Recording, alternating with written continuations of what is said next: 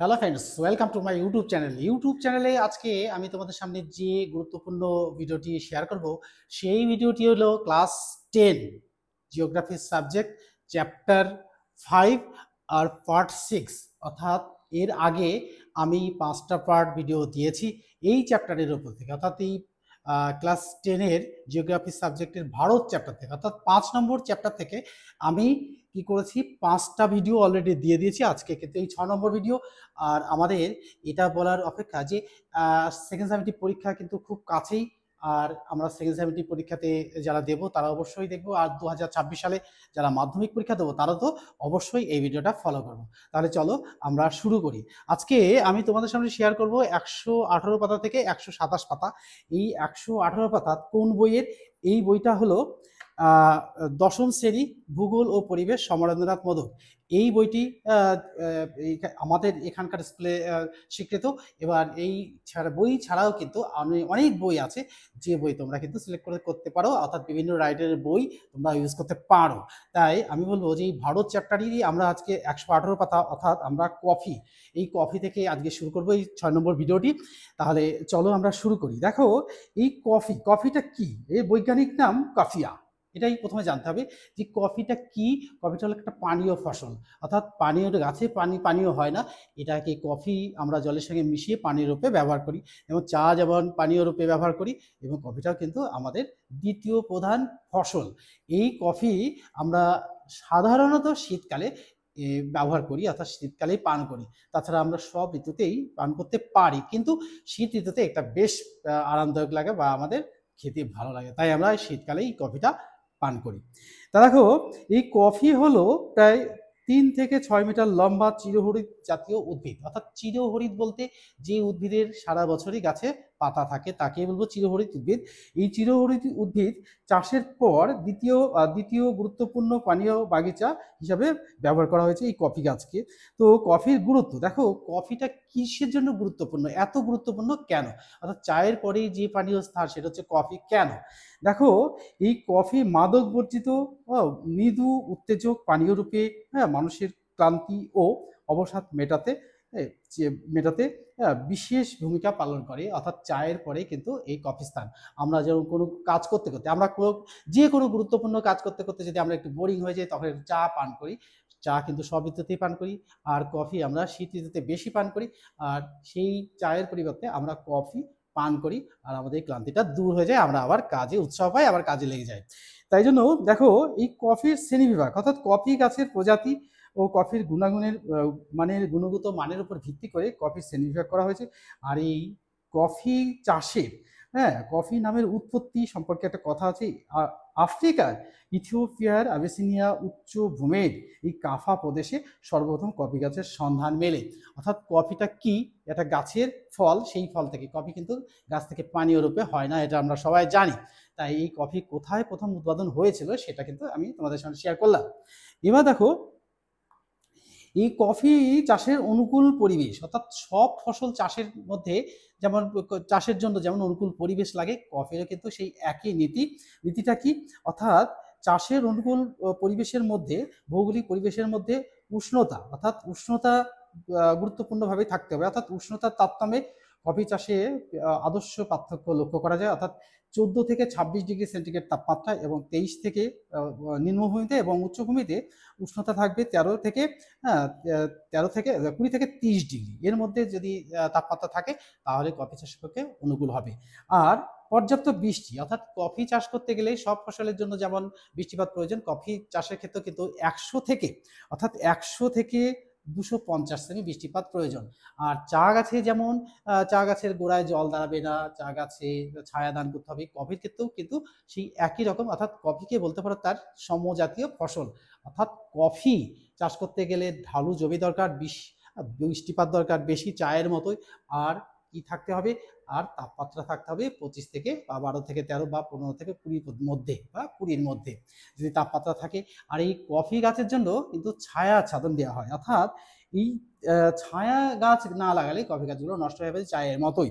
তাই দেখো, তারপর হচ্ছে তুহিন ও তুষারপাত, অর্থাৎ শীতকালে পার্বত্য ঢালে তুহিন ও তুষারপাতের ফলে কফি নষ্ট হয়ে যায়। চা গাছে যেমন নষ্ট হয়ে যায়, কফি গাছে সেমনি নষ্ট হয়ে যায়। অর্থাৎ বায়ু প্রবাহ, প্রবল ঝোড়ো বাতাস কফি গাছের পক্ষে কিন্তু খুবই ক্ষতিকর। কিন্তু আর্দ্র সামুদ্রিক বায়ু অর্থাৎ কফি ফসল চাষের ক্ষেত্রে কিন্তু গুরুত্বপূর্ণ ভূমিকা পালন করে।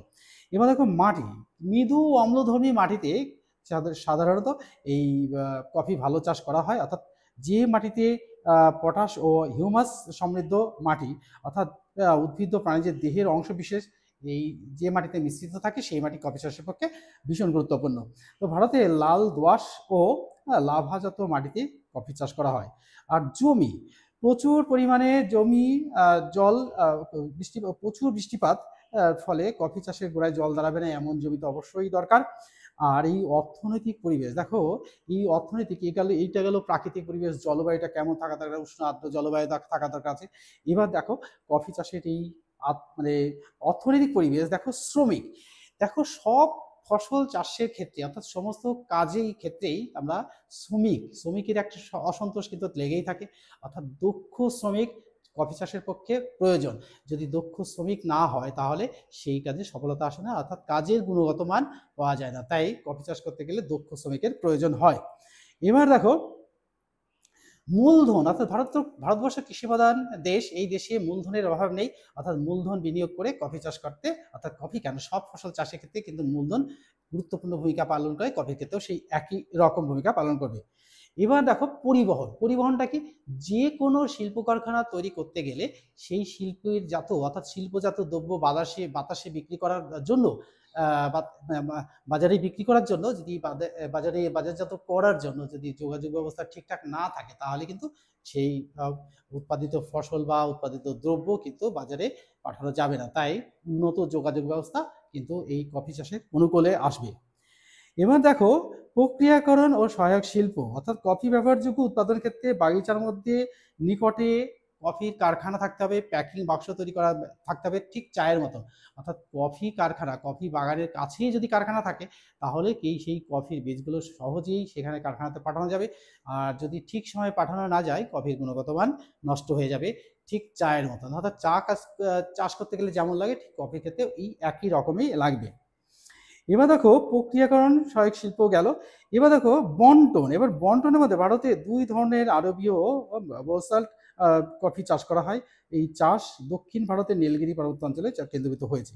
দেখো এখানে ছোট ছোট কোশ্চেন লুকিয়ে রয়েছে। ভারতের কৃষি রাজ্য এই বারাবুদান পাহাড়ের দেশের সর্বোচ্চ কফি উৎপাদক, সর্বপ্রথম কফি চাষ শুরু হয়েছিল।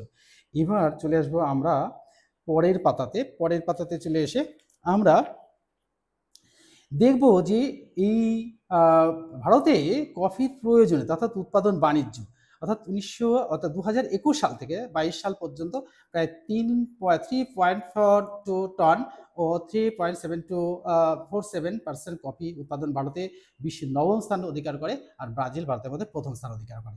এবার দেখো ভারতীয় কৃষির প্রধান আমদানিকারক দেশ, এই যে ভারতে যে কফিগুলো উৎপাদন হয় সেই কফির বেশিরভাগটা কোথায় যায়, অর্থাৎ বেশিরভাগটা যায় ইটালি। অর্থাৎ ইটালি দেশ থেকে আমরা প্রচুর বৈদেশিক মুদ্রা অর্জন করতে পারি।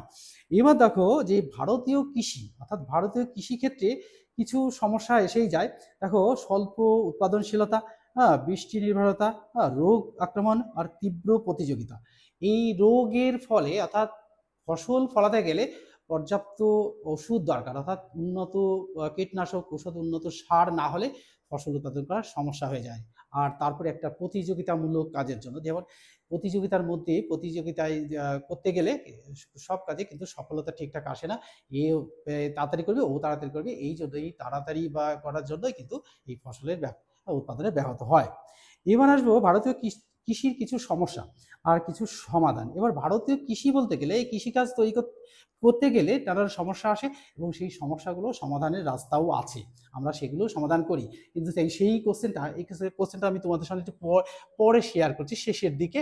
ভারতীয় কৃষির সমস্যা ও সমাধানগুলি আলোচনা করো, এই কোশ্চেনটা আমি পরে বিস্তারিত আলোচনা করব। তারপরে চলে যাবো আমরা পরের পাতাতে চলে যাব। দেখো কৃষি উন্নত অঞ্চল বা পাঞ্জাব বা হরিয়ানার কৃষির উন্নতির কারণ, দেখো এখানে প্রাকৃতিক কারণ কিন্তু সব ফসল উৎপাদন ক্ষেত্রে গুরুত্বপূর্ণ ভূমিকা পালন করে। সেই জন্য পাঞ্জাব কিন্তু এই কৃষি ও ফসল উৎপাদনের ক্ষেত্রে গুরুত্বপূর্ণ ভূমিকা পালন করেছে, কারণ তাদের অনুকূল পরিবেশ রয়েছে, প্রাকৃতিক কারণগুলো অনুকূলে রয়েছে। এই কারণের জন্য কিন্তু পাঞ্জাবে কৃষি উৎপাদন বেশি হয়েছে।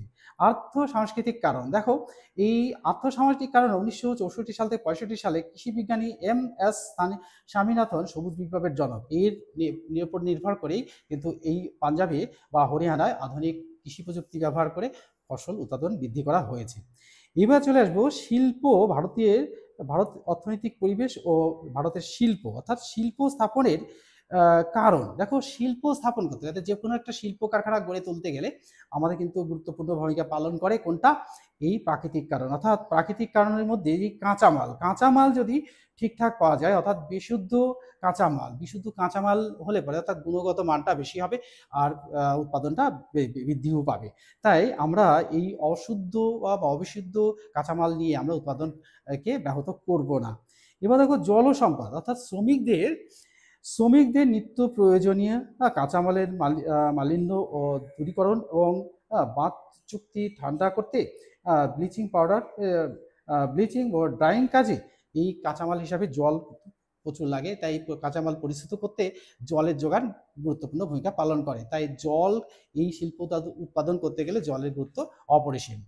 পরে চলে যাব আমরা, এবার এখানে ছোট ছোট কোশ্চেন অনেক আছে, তার মধ্যে থেকে আমরা একটু বেছে নেব যে দুর্গাপুর স্টিল প্ল্যান্ট অর্থাৎ DSP এবং দুর্গাপুর অ্যালান স্টিল প্ল্যান্ট অর্থাৎ DASP দুর্গাপুর, এইটা একটা কিন্তু কোশ্চেন কিন্তু এখান থেকে আসবেই। এবার চলে আসবো যে হিন্দুস্তান স্টিল লিমিটেড অর্থাৎ HSL অর্থাৎ ভিলাই, অবস্থান ছত্তিশগড়ের ভিলাইতে পূর্বতন সোভিয়েত ইউনিয়নের সহযোগিতায় 1975 সালে এটি স্থাপিত হয়। এটি ভারতের বৃহত্তম ও এশিয়ার তৃতীয় বৃহত্তম শিল্প কারখানা গড়ে উঠেছে। এগুলো গড়ে ওঠার কারণেও কিন্তু এই একই কারণ, অর্থাৎ শিল্প কারখানা গড়ে তুলতে গেলে তার কাঁচামালের যোগান, অর্থাৎ পর্যাপ্ত পরিমাণে কাঁচামাল যদি না পাওয়া যায় শিল্প কারখানা গড়ে তোলা সম্ভবই হয় না। তাই কাঁচামাল হিসাবে শিল্পের ক্ষেত্রে লাগে আকরিক লোহা, অর্থাৎ ভারতে প্রচুর আকরিক লোহার সংস্থান আছে, তাই আকরিক লোহার কোনো অভাব হয় না। এবার কয়লা দেখো দামোদর মহানদী বা সোন উপত্যকায় উৎকৃষ্ট মানের গন্ডওয়ালা যুগের কয়লা পাওয়া যায়। এই কয়লা যদি যোগান না থাকে তাহলে কিন্তু শিল্প কারখানা গড়ে তোলা সম্ভব নয়। এবার এই লৌহ ইস্পাত শিল্প গড়ে তোলার জন্য চুনাপাথরও ব্যবহার করা হয়। এই ভগবাননাথপুর, গাংপুর প্রভৃতি জায়গাতে কিন্তু এই কয়লা, ডোলোমাইট ইত্যাদি পাওয়া যায়। এবার আমরা এই শিল্প কারখানা অর্থাৎ সুলভ জল, অর্থাৎ শিল্প কারখানা উৎপাদন করতে গেলে সুলভ জল পাওয়া যায়, অর্থাৎ জল যোগান যদি না থাকে শিল্প কারখানা গড়ে তোলা সম্ভব হয় না। অর্থাৎ তারপরে পয়েন্ট আসবো, অর্থাৎ পর্যাপ্ত বিদ্যুৎ শক্তি, অর্থাৎ অধিকায় তাপবিদ্যুৎ, জলবিদ্যুতের উপর নির্ভর করে শিল্প কারখানাগুলি গড়ে উঠেছে। আর পর্যাপ্ত বিদ্যুৎ যদি সহযোগিতা না থাকে তাহলে শিল্পক্ষেত্র ব্যাহত হয়। তারপরে পয়েন্টস দেখো, উন্নত পরিবহন ব্যবস্থা। তো শিল্প তো উৎপাদন করলাম, অর্থাৎ শিল্প কারখানা করলাম আর শিল্প দ্রব্য উৎপাদন করলাম। সেই শিল্পজাত দ্রব্য বিদেশের বাজারে বা আমাদের আঞ্চলিক বাজারে যদি সেগুলো চাহিদা অনুযায়ী যোগান না দেওয়া যায় বা যোগান দেওয়ার ব্যবস্থা সঠিক না থাকে তাহলে কিন্তু শিল্প কারখানা চলবেই না। তারপরে দেখো বন্দরের নৈকট্য, অর্থাৎ কাছে পিঠে যদি বন্দর থাকে সেক্ষেত্রে কিন্তু খুব সহজেই বন্দরের মারফত দেশ বিদেশে এই শিল্পজাত দ্রব্য ছড়িয়ে দেওয়া যায়। তাই বন্দরের নৈকট্য কিন্তু গুরুত্বপূর্ণ ভূমিকা পালন করে। এবার সমৃদ্ধ বাজার, হুগলি, দুর্গাপুর, আসানসোল, জামশেদপুর, এই ঘাটশিলা, চাইবাসা, রাঁচি, হাতিয়া, ধানবাদ, ঝরিয়া ইত্যাদি জায়গাতে শিল্প কারখানাগুলো সমৃদ্ধ বাজার রয়েছে। এই শিল্পজাত দ্রব্য এই অঞ্চলগুলিতে বিকিয়ে প্রচুর অর্থ উপার্জন করা যায়, তাই শিল্পক্ষেত্রে এটা গুরুত্বপূর্ণ ভূমিকা পালন করে। এবার দেখো এবার আসবো আমরা কৃষিভিত্তিক শিল্প, অর্থাৎ কৃষিভিত্তিক শিল্পের মধ্যে আমরা এই কার্পাসের কথাটাই প্রথম মনে পড়ে, অর্থাৎ কার্পাসের শিল্পের গুরুত্ব। দেখো এখানে একটা ছোট্ট কোশ্চেন দিয়েছে যে এই পাতাতে, অর্থাৎ 125 পাতাতে একটা ছোট্ট প্রশ্ন দিয়েছে, জানো কি 1818 সালে পশ্চিমবঙ্গের ঘুষুরিতে ফোর্ট গ্লাস্টার মেল ভারতে প্রথম আধুনিক বস্ত্র শিল্প স্থাপন করেন। আর কার্পাস বয়ন উৎপাদনে বিশ্বে ভারত প্রথম স্থান, অর্থাৎ রপ্তানিতে দ্বিতীয়। তাহলে কার্পাস বয়নজাত শিল্প উৎপাদন করতে গেলে এখানেও কিন্তু সেই কার্পাস বয়নের শ্রেণী বিভাগ করতে হবে। আর পর্যাপ্ত কাঁচামাল কিন্তু সব শিল্পের ক্ষেত্রে গুরুত্বপূর্ণ ভূমিকা পালন করে। আর তাছাড়া থাকবে হচ্ছে যে তন্তুজ কাঁচামাল ও রাসায়নিক কাঁচামালের পরিশ্রুত জল, এটাও কিন্তু শিল্প কারখানা তৈরি করতে গেলে সব শিল্পের ক্ষেত্রেই একই রকম ভূমিকা পালন করে। এবার চলে আসবো আমরা পরের পাতাতে আমরা এসে ছোট ছোট কিছু কোশ্চেন রয়েছে যে খনিজ ভিত্তিক ধাতব শিল্প অর্থাৎ পূর্ত শিল্প, দেখো ভারতীয় পূর্ত শিল্প, যে পূর্ত শিল্প অর্থাৎ যে পূর্ত শিল্পে বৃহদায়তন কারখানায় ভারী সুবৃহৎ জটিল যন্ত্রাংশ কলকবজা যানবাহন ইত্যাদি তৈরি হয় তাকে ভারী পূর্ত শিল্প বলা হয়। এবার দেখো যন্ত্রশিল্পের ভারী যন্ত্রপাতি নির্মাণ, দেখো ঝাড়খণ্ডের রাঁচিতে এই ইস্পাত কারখানা গড়ে উঠেছে। এবার দেখো এরকম ছোট ছোট আরও ভারী অত্যাধুনিক শিল্প, ভারী বৈদ্যুতিক যন্ত্রপাতি নির্মাণ শিল্প, অর্থাৎ মধ্যপ্রদেশের ভোপালে বৈদ্যুতিক মোটর, তামিলনাড়ুর তিরুচিরাপল্লীতে ট্রান্সফরমার, উত্তরাখণ্ডের হরিদ্বারে টারবাইন ইত্যাদি যন্ত্র কারখানা তৈরি করা হয়েছে। এবার আমি চলে যাব যে আরও ছোট ছোট কোশ্চেনের মধ্যে, এই ছোট ছোট কোশ্চেনের মধ্যে আমরা এখানে চলে আসব যে অর্থাৎ শিল্পের উন্নত, অর্থাৎ শিল্প কারখানা উন্নত করতে গেলে কি কি জিনিস করা প্রয়োজন। অর্থাৎ দেখো বিভিন্ন ধাতব সহজলভ্যতা দরকার, বিদ্যুতের প্রাচুর্য দরকার, মূলধন, শিল্প সমাবেশ দরকার, আর দক্ষ ও প্রশিক্ষণ দেওয়া শ্রমিকদের দরকার আছে। অর্থাৎ আর দরকার আছে, অর্থাৎ দক্ষ শ্রমিক যদি না পাওয়া যায়, দক্ষ কারিগর যদি না পাওয়া যায়, শিল্প কারখানা গড়ে তোলা যায় না। এবার আসবো সমৃদ্ধ বাজার, অর্থাৎ কৃষি, খনি শিল্প, বিদ্যুৎ এবং রেল, বিমান, জাহাজ ইত্যাদি ভারী যান ও যন্ত্রাংশ সমৃদ্ধ থাকার দরকার আছে, তা নাহলে শিল্প কারখানা গড়ে তোলা যায় না। এবার আমি একটা ছোট্ট কোশ্চেনের মধ্যে চলে আসব। দেখো বলছে খনিজ ভিত্তিক অধাতব শিল্প অর্থাৎ অনুসারী শিল্প, এইটা আমি এখান থেকে একটু তোমাদের সামনে শেয়ার করছি যে বৃহদায়তন মূল শিল্পে উৎপাদিত শিল্পজাত ও কাঁচামাল ব্যবহার করে তার আশপাশে যেসব অসংখ্য ছোট ছোট শিল্প ক্রেতাদের ব্যবহার্য দ্রব্য এবং অন্যান্য শিল্পের কাঁচামাল উৎপন্ন হয় তাকেই অনুসারী তন্তু শিল্প বলা হয়। এগুলো দ্বিতীয় স্তরের গৌণ শিল্প বলা হয়, যথা তেল শোধনাগার, পেট্রো রাসায়নিক শিল্প, প্লাস্টিক আর রাবার ও কৃত্রিম তন্তু। দেখো কৃত্রিম তন্তু নাইলন এটাও তৈরি করার জন্য কিন্তু শিল্প কারখানা দরকার আছে। আর এই কৃত্রিম প্লাস্টিকে দেখো প্লাস্টিকজাত দ্রব্য না হলে আমাদের কিন্তু এখন চলছেই না। তা প্লাস্টিক কিন্তু বর্জন করার কথা বলছি, কিন্তু তা সত্ত্বেও আমাদের এই প্লাস্টিকজাত দ্রব্য যে আমরা কিন্তু ব্যবহার করছি আমাদের নানান কাজের সুবিধার জন্য অল্প পয়সাতে কিন্তু এটা পেয়ে যাচ্ছি। তা এটা কিন্তু আমাদের যেমন একদিকে অভিশাপ অন্যদিকে কিন্তু আশীর্বাদও বটে। তাই আমরা এবার চলে যাব যে 127 পাতায় আমি চলে এসেছি। 27 পাতায় এসে আমি তোমাদের সামনে এবার একটা কোশ্চেন শেয়ার করব, যে কোশ্চেনটা আমি বোর্ডে লিখেছি। সেই কোশ্চেনটা হলো যে ভারতীয় কৃষির সমস্যা। দেখো ভারত বেশ কিছু শস্য ফসল উৎপাদনের শীর্ষস্থান অধিকার করেছে, খাদ্য উৎপাদনে সাড়ম্বর হলেও কিন্তু কৃষি সমস্যাজনিত জর্জরিত। এই কৃষি সমস্যাগুলো কি কি? দেখো স্বল্প উদ্বৃত্ত অর্থাৎ 140 কোটি, এখানে আমরা লিখছি 121 কোটি, যাই হোক 121 কোটি থেকে 140 কোটি মানুষ, এই 121 কোটি মানুষের চাপে মাথাপিছু কৃষি উৎপাদন কিন্তু খুব কম হচ্ছে। তাই 121 কোটি দেশে যদি কৃষি উৎপাদন কম হয় তাহলে কিন্তু সেটা কিন্তু আমাদের সমস্যার সম্মুখীন হয়। তাই আমাদের কৃষিতেও, ভারতীয় কৃষিতে কিন্তু এই সমস্যা এসে যাচ্ছে।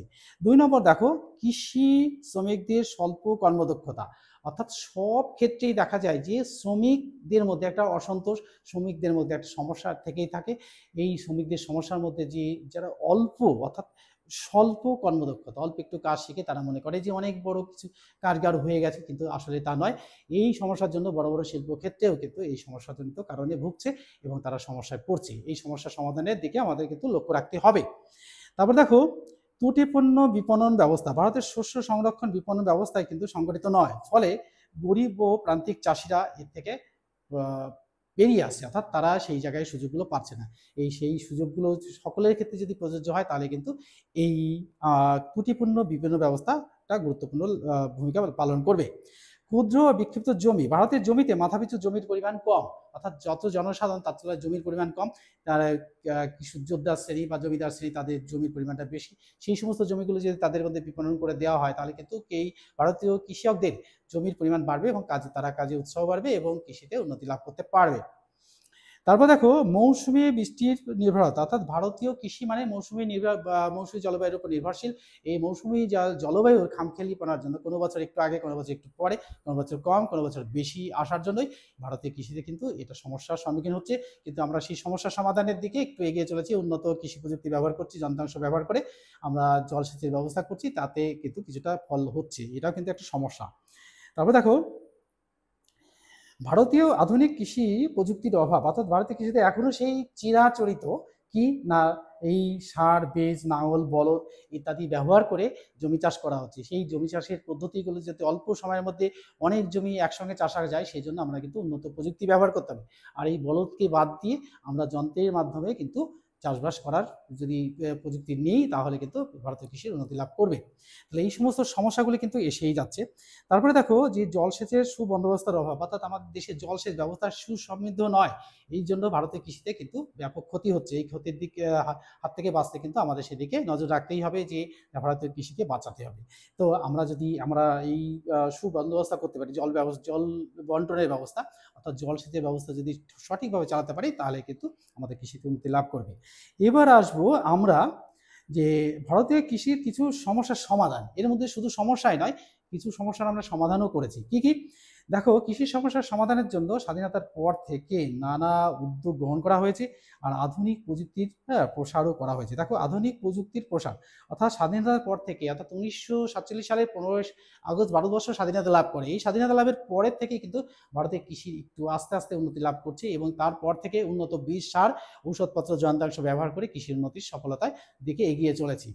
দ্বিতীয় নম্বর হচ্ছে কৃষি শিক্ষা ও গবেষণা, অর্থাৎ কৃষকদেরকে আমরা যদি ভেবেই নিই যে কৃষকরা অশিক্ষিত, তারাই কৃষিকাজ, যারা অশিক্ষিত তারাই কিন্তু কৃষিকাজ করবে আর কেউ করবে না, এটা কিন্তু ঠিক কথা নয়। অর্থাৎ কিছু কিছু ক্ষেত্রে দক্ষতার প্রয়োজন হয়, অর্থাৎ অভিজ্ঞতার প্রয়োজন হয় কিছু কিছু, কিন্তু কিছু কিছু ক্ষেত্রে কিন্তু শিক্ষা না থাকলে কৃষকরা কিন্তু সঠিকভাবে সেই কৃষি চাষ করতে পারেন না। কারণ হচ্ছে তারা ঔষধ ও সারের পরিমাণটা ঠিকঠাক বোঝেন না, এবং কৃষিতে উন্নতি লাভ করতে পারেন না। তাই জন্য আমাদের কৃষি ক্ষেত্রে যদি উন্নতি লাভ, শিক্ষার ব্যবস্থাটাকে যদি প্রসার করতে পারি, তাহলে কিন্তু আমরা করেছি, ফলে আমাদের কৃষিতে একটু উন্নতি লাভ করছে। তারপরে পয়েন্ট দেখো, কৃষি ঋণ দান, অর্থাৎ চাষিদের নির্ভর কর্তৃক কৃষি ব্যাংক থেকে কৃষি লোন দেওয়া হয়, অর্থাৎ গ্রাম থেকে দেওয়া হয়, গ্রামীণ ব্যাংক থেকে দেওয়া হয়। কিন্তু কিছু কিছু ক্ষেত্রে যখন সাধারণত প্রাকৃতিক দুর্যোগের কারণে ফসল নষ্ট হয়ে যায়, তখন কিন্তু সরকার সেটা মকুব করে। এটা কিন্তু একটা ভালো লক্ষণ, অর্থাৎ বা সব মানে এটাকে উন্নতি করার লক্ষ্যে কিন্তু সরকার আমাদেরকে সাহায্য করছে। এবার দেখো, বিপণন ব্যবস্থার উন্নতি, অর্থাৎ ফুড কর্পোরেশন অফ ইন্ডিয়া এবং সেন্ট্রাল ওয়ার্ড হাউস কর্পোরেশন স্থাপন করে সরাসরি সহায়ক মূল্য শস্য ক্রয়, হিমঘর, গোদাম নির্মাণ করে শস্য মজুতকরণ করলে দ্রুত শস্য পরিবহন ব্যবস্থা চালু হয়ে যাবে, অর্থাৎ শস্য পরিবহন ব্যবস্থা চালু হয়ে যাবে। দেখো, ফসল একসময় একটা ঋতুতে এক এক ফসল উৎপন্ন হয়, সেই ফসলগুলোকে যদি সঠিক দামে বিপণন করা যায়, তা বিক্রি করা যায়, তাহলে কৃষকরা উপকৃত হয়। সেদিকে কিন্তু আমাদের দেশ একটু এগিয়ে, আমরা একটু উন্নতির দিকে গিয়েছি। আর এই ফসলজাত কিছু কিছু ফসল গুদামজাত করে রাখতে হয়, কিছু কিছু ফসল স্টোরে অর্থাৎ হিম করে রাখতে হয়। যেমন আলু শীতকালে চাষ করা হয়, এবং এই আলুটাকে সারা বছর কিন্তু আমাদের কোল্ড স্টোরে রাখতে হয়। সেই ব্যবস্থাটা করা হয়েছে, তাই আমাদের আলু জোগাড়ের জন্য বিদেশের দিকে তাকাতে হয় না, আমরাই বরঞ্চ বিদেশে সেই আলুটাকে বিক্রি করতে পারি।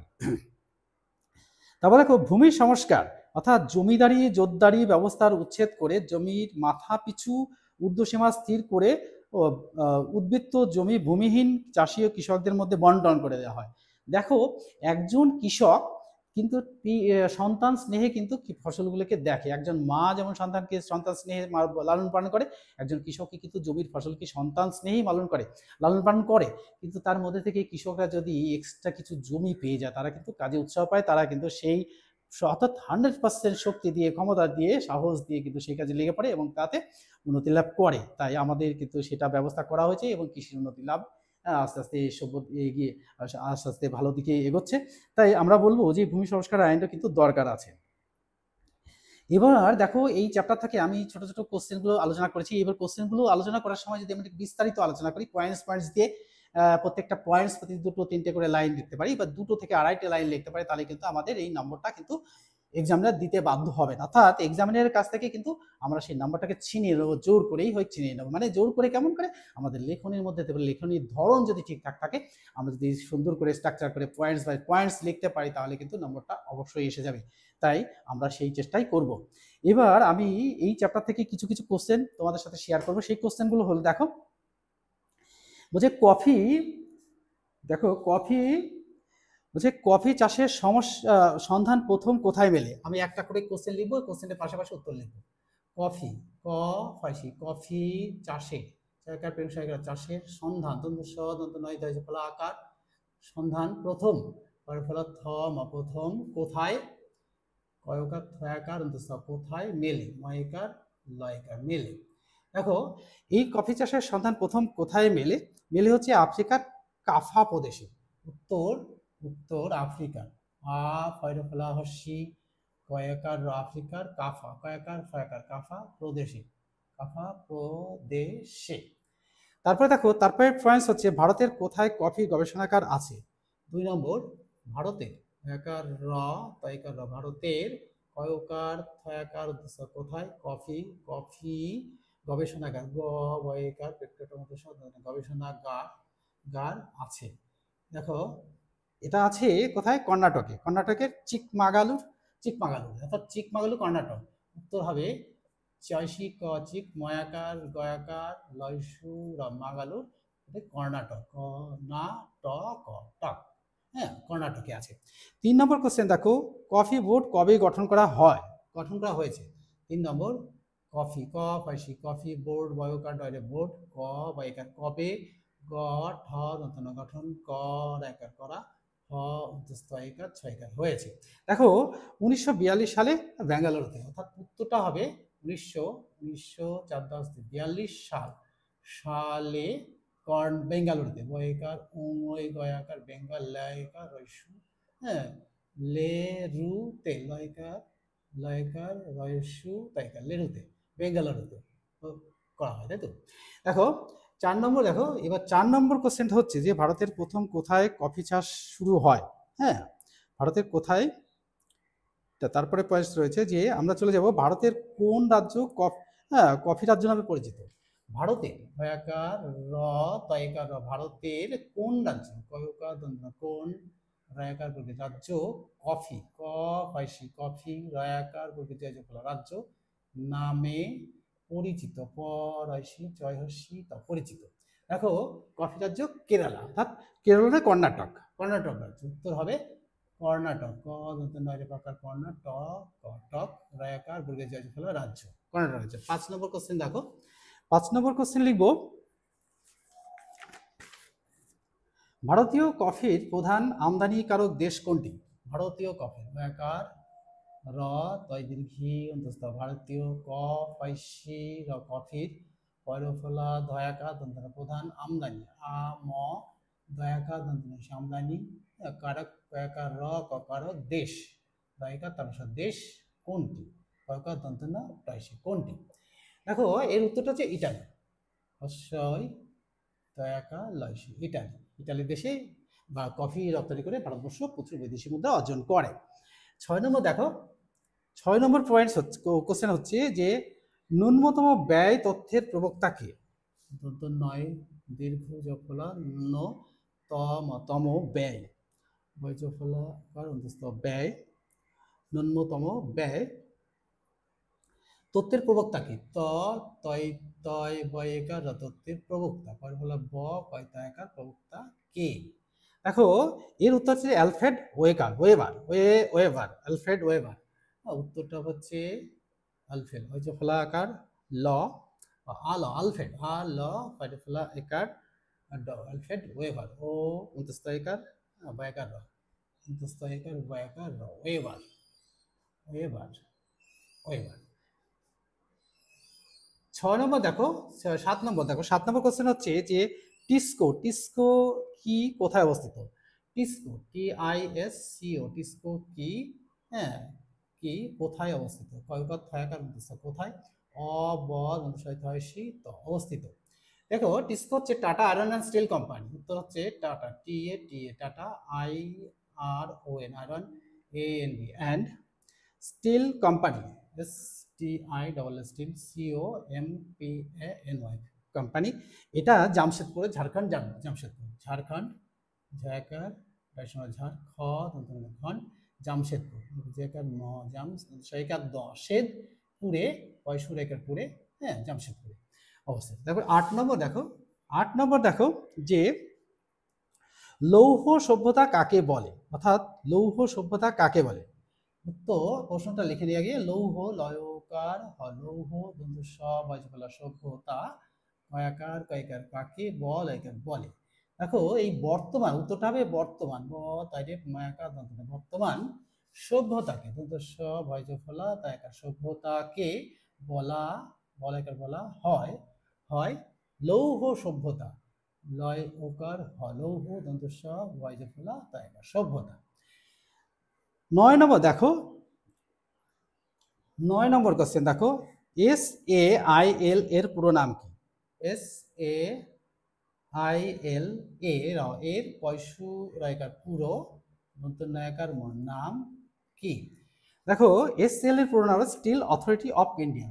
STI উত্তরটা হবে STI double steel AUTHORIT authority of INDIA India, steel authority of India.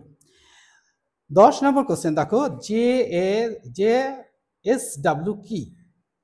10 number question দেখো, JSW কি? এই JSW ভারতের দ্বিতীয় বৃহত্তম ইস্পাত ইস্পাত সংস্থা। দেখো ভারতের উত্তরটা হবে ভারতের ভায়াকার র তাইকার ভারতের বৃহত্তম বৃহত্তম দ্বিতীয় বা দ্বিতীয় বৃহত্তম দ্বিতীয় দ্বিতীয় বৃহত্তম ইস্পাত সংস্থা। হর্ষই দন্ত শয় কয় আকার ইস্পাত দন্ত স অনেশা দন্ত শয় ছয় আকার সংস্থা। দেখো 11 নম্বর কোশ্চেন দেখো, কাকে ভারতের রুর বলা হয়?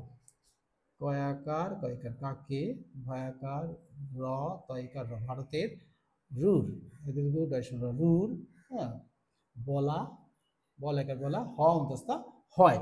দেখো দুর্গাপুর উত্তরটা হবে দুর্গাপুরকে দুর্গা পয়সু র কয়কার পুরকে। 12 নম্বর দেখো, ভারতের বৃহত্তম ইস্পাত কারখানা কোনটি? ভারতের ভয়াকার র তয়কার ভারতের বৃহত্তম বৃহত্তম ইস্পাত হর্ষই দন্ত শয় কয় আকার ইস্পাত কয়াকার রকার ক্ষয়াকার দন্ত খানা কোনটি? কয়কার দন্ত ন টয়সি কোনটি? উত্তরটা হবে যে হিন্দুস্তান স্টিল লিমিটেড, অর্থাৎ হিন্দুস্তান স্টিল লিমিটেড, আমরা সংক্ষেপে লিখে দেবো HSL। তারপর দেখো 13 নম্বর দেখো, 13 নম্বর দেখো, কাকে ভারতের ম্যানচেস্টার বলা হয়? কাকে কয়াকার কাকে ভারতের ভয়াকার র তয়কার র ভারতের ময়জ ফলা আকার দন্ত নয় চয়কার দন্ত শয় টয়াকার আর ম্যানচেস্টার বল একার বলা হ অন্তস্থ হয়। দেখো দুর্গাপুর আমেদাবাদকে, উত্তর আমেদাবাদকে ময়কার দয়াকার বয়াকার দ কয়কার আমেদাবাদকে বলা হয়। দেখো তাহলে 14 নম্বর দেখো, 14 নম্বর দেখো, HMTর পুরো নাম কি? HMT এর পুরো পয়সু রায়কার পুরো দন্ত নায়কার নাম নাম কি? দেখো HMTর পুরো নাম হচ্ছে হিন্দুস্তান বেসিন টুল। হিন্দুস্তান অ্যান্সারটা হবে HINDUSTAN Hindustan MECHIN machine TOOL stalls. 15 নম্বর দেখো লাস্ট কোশ্চেন। এবার আমরা বলবো যে একটি কৃত্রিম তন্তুর নাম লেখো। একটি একটি কৃত্রিম কয়রি তয় তয় হস্যি কৃত্রিম তন্তু দন্ত নয় তয় সুর তন্তুর নাম লেখো। দন্ত নায়িকার নাম লয়কার খ লেখো লেখো। উত্তরটা হবে নাইলন। দন্ত নায়িকার হর্ষই ল দন্ত নাইলন।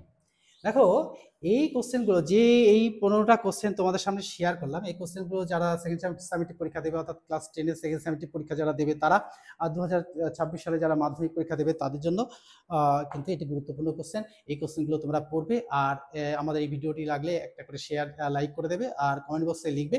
আর তোমাদের প্রয়োজনীয় কিছু কোশ্চেন, যে কোশ্চেনগুলো চাইছো বা কী ধরনের ভিডিও তোমরা চাইছো তার যদি কমেন্ট বক্সে লিখে দাও তাহলে কিন্তু আমিও তোমাদের এই কথা রাখবো এবং আমি উপকৃত হব তোমাদের এই ভিডিওটি করে দেওয়ার জন্য। তাহলে আজকের মতো এখানে শেষ করছি, পরের ভিডিওতে আবার দেখা হচ্ছে তোমাদের সাথে। Good bye friends.